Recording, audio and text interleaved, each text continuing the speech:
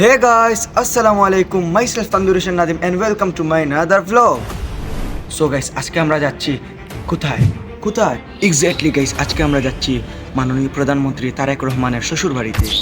So guys, আমরা আজকে প্রধানমন্ত্রী তারেক রহমানের শ্বশুর বাড়িতে যাচ্ছি। আপনারা আমাদের সাথে থাকুন, আপনাদেরকে সব কিছু দেখানোর চেষ্টা করবো ইনশাআল্লাহ। সো গাইস, আপনাদেরকে আমি দেখানোর চেষ্টা করব এবং কিছু ইতিহাস বলার চেষ্টা করব ইনশাআল্লাহ। সেই বাড়িটির নাম হচ্ছে রাহাত মঞ্জিল। সো আমাদের সঙ্গে যাচ্ছেন ইমন ভাই। ইমন ভাই, কি অবস্থা? আলহামদুলিল্লাহ ভাই। কেমন আছেন আপনি? আলহামদুলিল্লাহ ভালো। তো আজকে আমাদের নতুন ট্যুর হবে। সো আপনি আমাদের সাথে যাচ্ছেন, আমরা এবং রেদওয়ান ভাইকেও আমাদের সাথে নেব ইনশাআল্লাহ। সো চলুন রেদওয়ান ভাইয়ের বাসায় যাই। প্রিয় বন্ধুরা, আজ আমি আপনাদেরকে নিয়ে যাব সিলেটের একটি ঐতিহাসিক ও পরিচিত স্থানে, যার নাম রাহাত মঞ্জিল। এই মুহূর্তে আমরা কামুশনা এলাকা থেকে লাউয়াইয়ের দিকে যাচ্ছি। সেখানে গিয়ে রেদওয়ান ভাইকে সাথে নিয়ে আমরা যাব ইনশাআল্লাহ। সো গাইস, এই মুহূর্তে আমরা আছি রেদওয়ান ভাইয়ের বাসায়, ওনার ঘরে যাবো ইনশাআল্লাহ। দেন ওনাকে নিয়ে আমরা রওনা দিব। সো আমরা রেদওয়ান ভাইয়ের ঘরে প্রবেশ করলাম, লাইট জ্বালাবো। এটা হচ্ছে আমাদের রেদওয়ান ভাইয়ের রুম। সো উনি আসেন, রেডি হয়ে আসবেন, দেন রওনা দেবেন। রাহাত মঞ্জিল অবস্থিত সিলেট জেলার দক্ষিণ সুরমা এলাকার শিলাম ইউনিয়নে।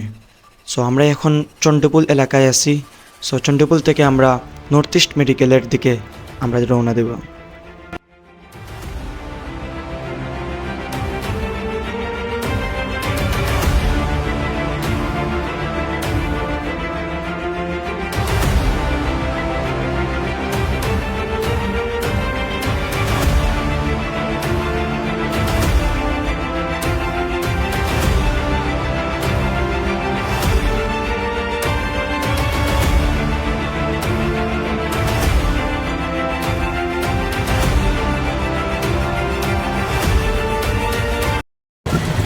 সো গাইস, আমরা এই মুহূর্তে আছি শিলাম মাছপাড়া এলাকায়। ওইখানে একটি রাজ প্রাঙ্গণ দেখা যাচ্ছে, ওইটাও একটা দর্শনীয় স্থান।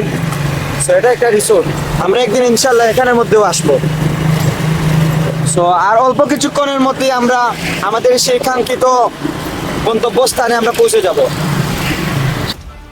আমরা আলহামদুলিল্লাহ চলে এসেছি সেই রাহাত মঞ্জিলের কাছেই।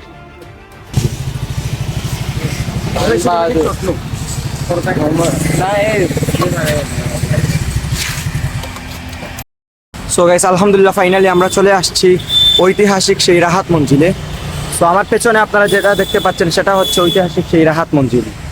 সো এখন আমরা ভিতরে প্রবেশ করবো ইনশাআল্লাহ। আমার সামনে যে দৃষ্টিনন্দন ভবনটি দেখা যাচ্ছে, এটি নির্মিত হয়েছিল 1933 সালে। রাহাত মঞ্জিল শুধু একটি বাড়ি নয়, এটি সিলেটের ইতিহাস ও ঐতিহ্যের একটি অংশ। সময়ের পরিবর্তনের মধ্যেও ভবনটি তার স্বকীয়তা ধরে রেখেছে।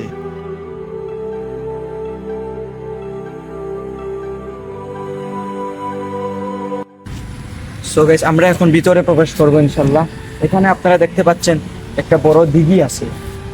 সো আর দিঘির ওই পারে হচ্ছে ওনার গড়। সো আমরা ওই গড়েই যাবো ইনশাল্লাহ।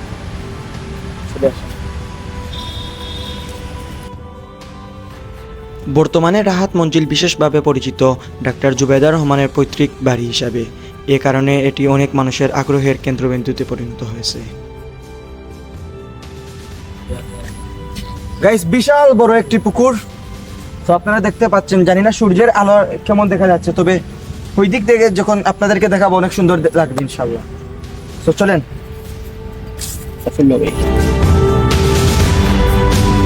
সময় পরিবর্তনের সাথে সাথে পরিবারের সদস্যরা হয়তো অন্য জায়গায় চলে যান, আর এই বিশাল বাড়িটি ধীরে ধীরে পরিত্যক্ত হয়ে পড়ে। সো আমার ব্লগের মধ্যে ভাই শুদ্ধ ভাষায় কথা বলতে হবে, কারণ আমার ব্লগের অডিয়েন্স যারা আছে সবাই সারা বাংলাদেশের আছে এবং বেশিরভাগ অডিয়েন্স হচ্ছে ঢাকা। সিলেটি জায়গা ভাই, সিলেটি মানুষ। হ্যাঁ, সিলেটি ভাষা কথা বলতেই বল। হ্যাঁ, সিলেটি ভাষা কথা বলতে সিলেটি ভাষা আমাদের গর্বের। আমরা সিলেটি ভাষা নিয়ে প্রাউড করি।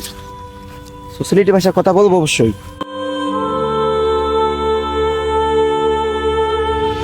ইউটিউব এবং সোশ্যাল মিডিয়ায় অনেক ভিডিওতে এটাকে রহস্যময় বাড়ি বলা হয়। কেউ কেউ আবার একে ভূতের বাড়ি বলে প্রচার করে থাকে। সো গাইস, এটাই হচ্ছে রাহাত মঞ্জিল, যেটা 1933 সালে তৈরি করা হয়েছে। সো রাহাত মঞ্জিল সম্বন্ধে আপনারা অনেক কিছু জানলেন, অবগত আছেন এবং আরও দেখবেন ইনশাল্লাহ। সো এখন আমরা ওনার ঘরের ভেতরে প্রবেশ করা যাবে না, কিন্তু বাইরের অংশ থেকে আমরা আপনাদেরকে দেখাচ্ছি। রাহাত মঞ্জিল এটি অবস্থিত সিলেট জেলার দক্ষিণ সুরমা উপজেলার শিলাম ইউনিয়নের মধ্যে। সো অনেকেই এটাকে ভূতের বাড়ি বলে থাকেন।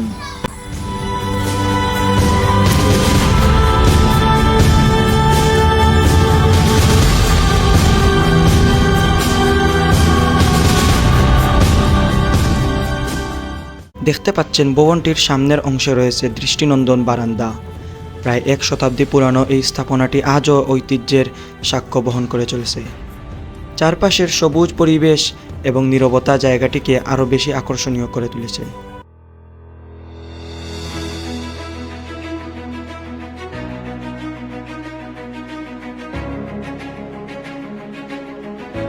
হ্যাঁ গাইস, এটাই হচ্ছে মাননীয় প্রধানমন্ত্রী তারেক রহমানের শ্বশুর বাড়ি। সো অনেক সুন্দর এবং জমিদার বাড়ির স্টাইল। সো আমরা আগে যখন ছোটবেলা মুভি দেখতাম, বাংলা মুভি, তখন এইরকম জমিদার বাড়ি দেখানো হতো আমাদেরকে। আবার অনেকে আমরা ছোটবেলায় এটাকে ভূতের বাড়ি মনে করতাম। সো গাইস, আমি যখন এই বাসাটি নিয়ে রিসার্চ করতেছিলাম, তখন দেখি অনেকে বলাবলি করতেছে যে এই বাসাটি হচ্ছে রহস্যময় ভূতের বাড়ি, কিন্তু বাস্তবে এই বাসাটি ভূতের বাড়ি নয়, এটা হচ্ছে আমাদের মাননীয় প্রধানমন্ত্রী তারেক রহমানের শ্বশুর বাড়ি।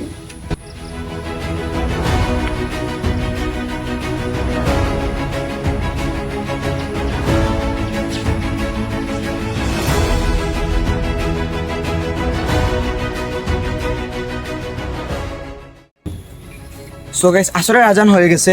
এই মুহূর্তে আমরা এখানের মধ্যে অজু করব, দেন আমরা সামনে একটা মসজিদ আছে, মসজিদে নামাজ পড়ব। সো গাইস, আগের যে ক্লিপটি দেখতে পেয়েছিলেন, সেখানে আমাদের রেজন ভাই পিছলা খেয়ে পড়ে গেছিলেন।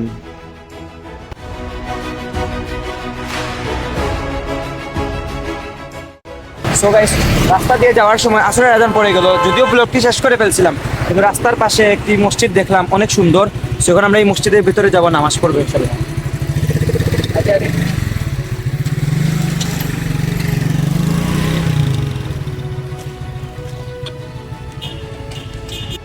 আলহামদুলিল্লাহ, আমরা এই মসজিদে সালাতুল আসরের নামাজ আদায় করলাম। এখন আমরা আবার আমাদের বাড়ির উদ্দেশ্যে রওনা দেবো ইনশাআল্লাহ। সো গাইস, আমাদের নামাজ পড়া শেষ আলহামদুলিল্লাহ। এখন আমরা চকর বাজার যাব বিখ্যাত খিচুড়ি খেতে। সো আমাদের সাথেই আপনারা চলুন।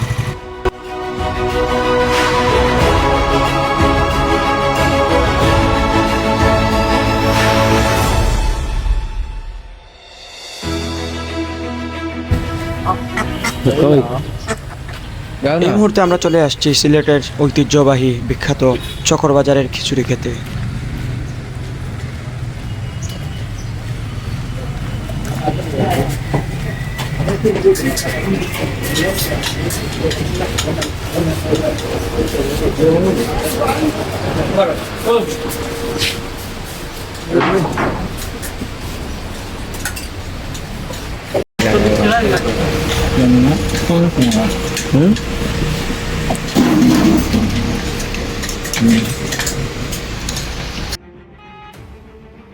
এখন আমরা সবাই মিলে ফ্রেঞ্চ ফ্রাই খাবো, এজন্য আমরা পক্ষী ফুড কার্টে চলে যাচ্ছি। এই তো চলে আসছি। আলহামদুলিল্লাহ, আমাদের খাবার চলে আসছে। সো এখন আমরা এই ফ্রেঞ্চ ফ্রাই খাবো। সো ব্লগটি এই পর্যন্তই। সো গাইজ, আপনারা তো দেখলেন এবং অনেক ইনফরমেশন জানলেন। সো আমাদের আজকের ব্লগটি এই পর্যন্তই। সো গাইজ, পরবর্তীতে আপনারা কোন ব্লগটি দেখতে চান অবশ্যই আমাকে কমেন্ট করে জানাবেন ইনশাআল্লাহ। সো ভালো থাকেন, সুস্থ থাকেন। আসসালামু আলাইকুম।